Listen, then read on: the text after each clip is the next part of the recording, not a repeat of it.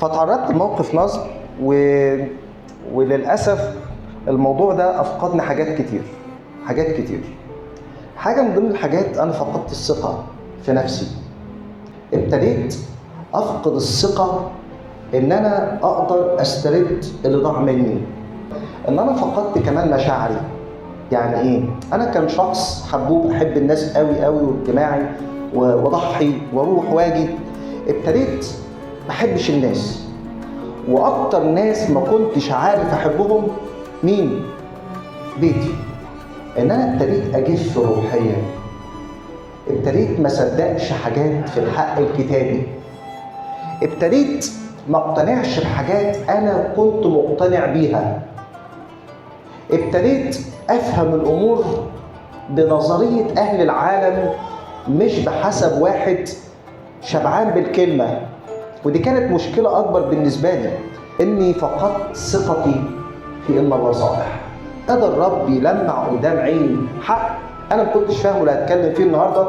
ابتدت المشاعر تتغير، ابتديت أرجع تاني أحب ابني محبة كبيرة جدا ولحد دلوقتي.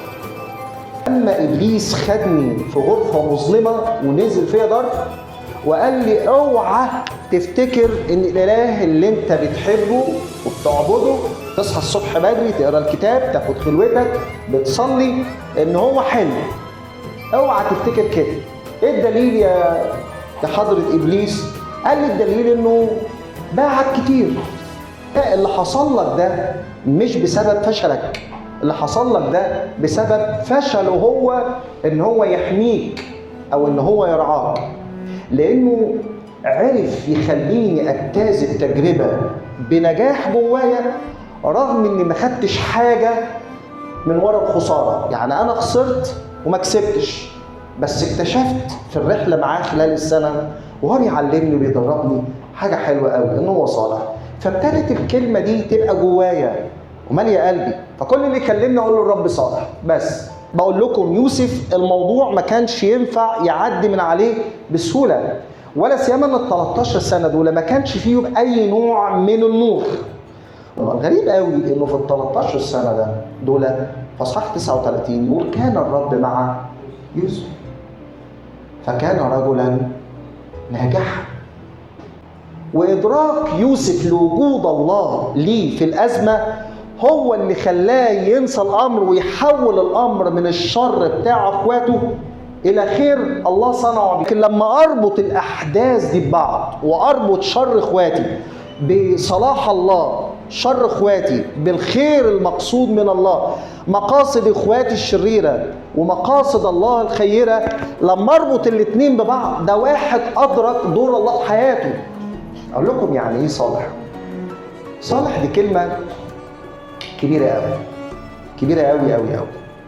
يعني لما اقول للاخ جوزيف شخص حلو، ده حقيقي وطيب، ده حقيقي ومضحي، ده حقيقي ودمه خفيف، ده حقيقي وكيوت، ده حقيقي.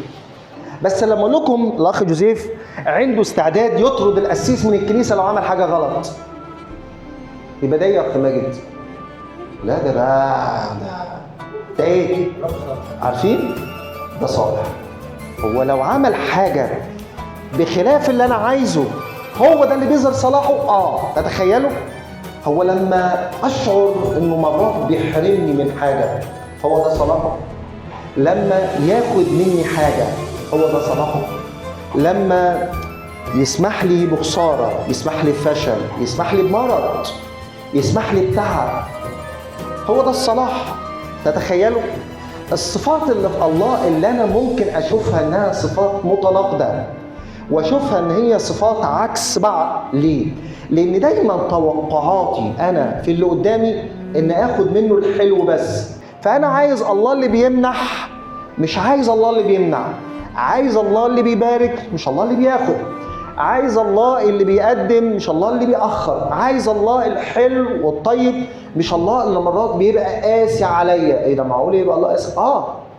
مع اني كإنسان انا بعمل الاتنين. مرات تفرح كده بابنك فتديله حاجة حلوة، ومرات تلاقي ابنك عمل حاجه وحشه فبتعمل ايه؟ فبتزعق. ومرات بتعاقب. الولد وهو بيتعاقب بيعيط، فيفهم حاجه غريبه، هو ليه بابا امبارح كان بيكافئني ويديني حاجه حلوه؟ ليه النهارده بابا بيعاقبني بيعيطني؟ اذا بابا ده مش حلو. لا، بابا حلو هنا وهنا. بس الغريب قوي، رغم ان انا عايز اعمل كده مع اولادي، لكن مش قابل يتعمل فيا كده من ربنا. انه الحاجات اللي انا مش عايزها اللي بيعملها معايا ربنا هي دي اللي بتقول انه صالح، مش هي اللي بتقول انه ظالم. قعدت تنده عليا وتقول لي بابا. انا كلمه بابا دي بتزعجني. اول ما بنتي تقول لي بابا بعديها في طلب، فرحت عملت يا اخي جوزيف نفس السنه، فزعقت بابا بابا بابا. انا تلقائيا لان انا شخص كمان عصبي، رحت رديت بعصبيه، قلت لها عايزه ايه؟ نفس العصبيه، ما اتعصبت عليا. جات لي الشقه، جات لي الاوضه وحطيت لي ايديها في وسطها كده وقالت لي على فكره بقى انا المره دي بقول لك بابا مش عايزه حاجه. قالت لي على فكره بقى انا المره دي عايزاك انت. ايه ده؟ انت عايزاني انا؟ خدتها في حضني. كلمي بجد؟ عايزه حاجه؟ انت عايزاني انا؟ قالت لي بابا انا نفسي احضنك وابوسك. خدتها في حضني، تلقى نفسي لقيت نفسي بعيط. فبتحاول تمسح دموعي تقول لي انت بتعيط ليه يا بابا؟ بقول لها دي دموع الفرح. اول مره ما تطلبيش مني حاجه، اول مره تقول عايزك انت. بس انا ما كنتش بعيط علشان كده، كنت بعيط علشان حاجه تانية هي مش هتفهمها. كنت بعيط لان لما خرجتها كملت عياط وانا بقول لبابا انا اسف، لانه مرات كتير ما كنتش عايزك انت، كنت عايز حاجات، ولما ما كنتش بتديني الحاجه اللي انا عايزها كنت بعيط. انك صالح رغم ان في حاجات كتير قوي في حياتي انا ما خدتهاش منك، وفي امنيات حتى روحيه انا ما خدتهاش، وفي اشواق للخدمه انا ما خدتهاش، وفي حاجات كان نفسي احققها في حياتي انا ما خدتهاش. بس بقول لك يعني انا بحبك وعايزك انت. لو الله مش بيحبني يبقى يا بيبو يبقى الله بيكرهني، صح؟ لو الله مش بيمارس قدرته معايا بمعجزات يبقى الله ايه؟ الله ضعيف، صح؟ لو الله مش ماشي معايا السكه يبقى الله سايبني. ما دي بقى مشكله بقى عندنا يا شباب، ان مرات ننفي صلاح الله بسبب مواقف بتحصل معانا، لكن في نفس الوقت مش قادرين نقول عن ربنا حاجه مختلفه. يعني ننفي انه صالح في حياتي لانه حصل معايا كذا وكذا وكذا، لكن في نفس الوقت انا مش قادر اقول عليه العكس. انا لو مش شايفه انه معايا هقول عليه ايه؟ انه مش معايا، انه مختفي. عارفين دي بقى المشكله بتاعتنا. لو انا مش قادر اكتشف انه صالح هلاقي نفسي جوايا من غير ما اعبر، من غير ما اقول اقصد بالكلام، من غير ما اعبر بالكلام، هلاقي نفسي جوايا انا بتهم ربنا باتهامات على النقيض. تخيلوا في انجيل مرقس بس اللي قال التعبير ده، لما راحوا صحوا الرب قالوا له ايه؟ مين فاكر؟ قالوا له يا معلم اما اللفظ ده ما اتقالش غير في مرقس. اما يهم. عارفين يعني ايه اما يهمك؟ عارفينها يعني ايه؟ لا ده احنا لو محترمين هنقول مش فارق معاك عشان احنا ناس محترمين. لكن عارفين يعني ايه اما يهمك؟ انتوا عارفين يعني ايه مثلا ان الاخ ماجد مثلا يعني القائد بتاع اجتماع الشباب بيدبر الخدام ويكلم الشباب وينزل ويعمل، طبعا معاه بعض الخدام يعني، تخيل هو بيعمل ده كله ده واجي انا كده بكل بساطه اقول له اخ ماجد يعني هو انت مش فارق معاك الكنيسه؟ انت مش فارق معاك الاجتماع؟ ايه اللي انا بقوله ده؟ تتخيلوا انه بيعلنوا الصفه بعكس ما يتصف به الرب يسوع انه صالح، بيقولوا عليه الصفه الثاني خالص ان هو غير مهتم. الرب جاي اساسا يدي ايه؟ حياه، وهم بيقولوا له انت جاي علشان تموتنا. لا مش تموتنا، تهلكنا. انت اللي بتهلكنا. اما يهمك اننا نهلك؟ لو انا ما اكتشفتش وما عشتش وما اختبرتش صلاح الله، من السهل جدا هيطلع ناس فينا هيتكلموا عن ربنا على انه ظالم، بيكره، سايبني، مهلك. كان شاب جميل يعني، كل حاجه حلوه، تعرض لموقف. الموقف ده للاسف من 20 سنه او اكتر، 21 سنه لحد يومنا هذا وانا بصلي علشانه. العلاقه مستمره، بس هو بيقول كلام وحش عن ربنا. يا ابني ده انت كنت مستخدم، ده انت خادم، ايه اللي حصل لك؟ عايز اقول لكم بيكره ربنا جدا جدا جدا. لما انا بقول له رب صالح، يقول لي لا ده الشيطان صالح. معقوله؟ شاف الشيطان هو اللي صالح؟ فلو انا مش قادر اشوف صلاح الله بسبب موقف اتضغطت فيه، بلا شك انا هبص على ربنا بصة تانية خالص. ولو تجرأت وقلت على ربنا كلام مختلف غير انه هو صالح ومحب وقدير وفي كل الصفات متكاملة ومتساوية على العالم. مرات نسأل ليه في بلاد فيها مجاعات وناس مش لاقية تاكل، وفي بلاد بترمي الاكل في الزبالة، صح؟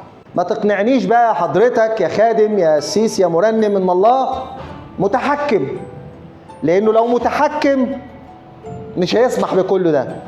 لكن واضح قوي ان المتحكم في الامور هو ابليس. طب لما هو بيقدر، ليه ما بيظهرش في حياتي انه بيقدر؟ ليه ما بيظهرش في حياتي والحياة حواليا كلها ناس بتسعى ورا الشر وبتنجح من خلال الشر؟ ليه ناس بتغش وبتنجح؟ ليه ناس بتسرق وبتنجح؟ ليه ناس ماشية غلط وبتنجح وأنا لا؟ بس أنا عايزكم تبصوا للأمر بطريقة مختلفة. لو أنا متخيل إنه صلاح الله بيظهر وبيبان إن هو يتحكم في الأمور اللي حواليا، وده صح، بس أنا عايزكم تفهموا. كم واحد هنا ربنا بيحبه؟ كلنا. أكيد بيحبنا عشان إحنا كويسين، صح؟ معقولة؟ مش بيحبنا عشان احنا كويسين، يبقى إذا محبة الله ملوش علاقة ولا ارتباط بإيه؟ بصلاحي أنا. تمام. ربنا اللي موجود في النص شايف الإرهابي ده إزاي؟ شايفه زي ما حضرتك شايفه؟ برضه لا. أنا شايفه ده وحش، لكن ربنا شايفه إزاي؟ شايفه زي ما شايفك بالظبط. إيه ده؟ معقولة يا أخي جوزيف؟ تخيلوا، هو شايفني محبوب بيحبني، وشاف الارهابي بنفس المستوى من الحب، وقال تقول ايه اللي ذبح مامتك؟ كلام صعب، سؤال صعب جدا. خلوا القسيس ده قال كلام حلو قوي قوي. قال اذا كان المسيح بيحبه انا مش هحبه؟ لكن تقول ان ربنا بيحب اللي قتل مامتك، خلي بالكم ده حق ما ينفعش نغيره. فلما بنبص على الامر ان الله بيحب الخاطي زي ما بيحب المؤمن، زي ما بيحبك بيحب غيرك، دي زاوية احنا مش قادرين نشوف فيها ربنا. فاللي انا شايفه بيظلمني ده ربنا بيحبه. اللي انا شايفه ان هو بيهدد مستقبلي ده ربنا بيحبه. وهنا لازم نشوف صلاح الله بالمفهوم الصح. هو بيحب الكل وهو عادل مع الكل. وعلى فكرة أقول تاني، هو عادل مع الكل. يعني زي ما بياخد القصاص من الخاطي برضه بياخد القصاص من مين؟ من المؤمن. تتخيلين موسى ده اللي بيكلم ربنا زي 2 أصحاب؟ ربنا أدبه وقال له طب ايه رأيك يا موسى؟ انت مش هتخش أرض الموت. يا رب مستحيل، يا رب ما ينفعش، ده انا اللي بقود الشعب للارض دي. قال له تعمل كل حاجه لكن دخولك الارض مش هيحصل. لا يا رب، هو انت قاسي كده؟ لا، هو مش قاسي، هو عادل. هو عادل. والله باله واسع جدا وقلبه متسع جدا جدا يحتوي كل الناس دي. ما تخصصش ربنا ليك ولصالحك في وسط منظومه كبيره ان الله يفضل طول الوقت ماسك سيف للخطاه، ماسك سيف للظلمه، ماسك سيف للمتجبرين، مش علشان هيغير طبيعته. فتلاقوا الشر منتشر حوالينا يا شباب بسهوله. بس ده ما بينفيش صلاح الله، لكن ده بيؤيد ان الله صالح، زي ما بيحبني بيحبهم. محتاج ان انا افوق نفسي شويه. يعني ايه؟ يعني بلاش ابص على ربنا من جوايا، ما ابصش على ربنا من جوايا، ابص على ربنا من جواه هو، زي ما عمل يوسف كده اللي احنا حكينا عنه في البدايه. دي فكره مهمه هختم بيها. يعني ايه؟ يعني انا ما ابصش على ربنا من جوايا، ابص على ربنا من جواه هو. النمله عملت ايه؟ فضلت تمشي على الارض، والعصفوره طارت فوق. وبعدين العصفوره راحت مسكت الموبايل ورنت على ايه؟ ورنت على النمله. قالت لها ياه، ده الدور ال40 كبير قوي والدور الاول صغير جدا. النمله قالت لها اسكتي، ده انت ما بتشوفيش ليه؟ ده الدور الاول كبير جدا والدور ال40 ماله؟ صغير. خلي بالكم الاتنين شايفين عكس بعض. مين يشوف المظبوط؟ الانسان لما بيقف في نفس المستوى يشوف اللي فوق زي اللي تحت. يا اما عايزين نطلع فوق قوي ونحلق ونطير ونبقى نماذج وقدوة غير عادية، هتشوف الامور غلط. يا اما هنبقى ارضيين قوي وجسديين قوي وتحت قوي، وهنشوف برضو كل الامور غلط. انا محتاج اكون في الخط الصح، في السكة الصح، علشان اشوف التوازن الصح، ان اللي فوق زي اللي تحت والاتنين زي بعض. انا محتاج اكون ماشي في علاقة مع الله بنفس المستوى، اشوف بفكره. اما نحن فلنا فكر مين؟ المسيح. كلمة صالح في موضوعنا صلاح الله معناه ان الله هو النموذج اللي انا بحتذي، هو القدوة بتاعتي، فكره هو فكري، قلبه هو قلبي. ده هيجي في علاقتي اللي ماشية بتوازن معاه. يوسف وهو في السجن كان ليه علاقة حلوة مع ربنا، توازن غير عادي. ولما بقى رئيس وزراء مصر كان ماشي بنفس التوازن في العلاقة مع الله. اللي هيظبطها في حياتي يا شباب مش ان الله يديني ولا انه يلطشني، اللي هيظبطها صح في حياتي مستوى العلاقة اللي انا ماشي فيه مع ربنا. انا اؤمن وانا مصدق في صلاحه رغم كل حاجة حلوة حصلت في حياتي ورغم كل حاجة وحشة، لأنه اللي ظبط فكري عن الله هو علاقتي بيه. المستوى اللي أنا ببص من خلاله على الأمور اللي حواليا والأحداث اللي حواليا.